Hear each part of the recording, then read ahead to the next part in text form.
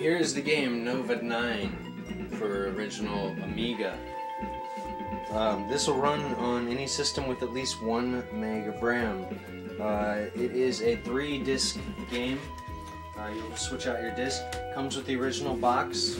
Has one of these weird covers that slips over a more obscure Sierra box, which is front and back.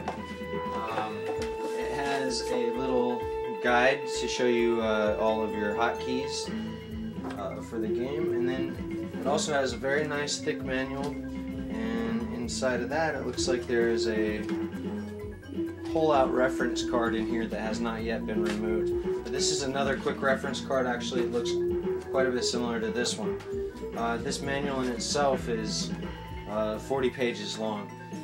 So there's Nova 9 with the box. Everything's tested and working for your Amiga 500.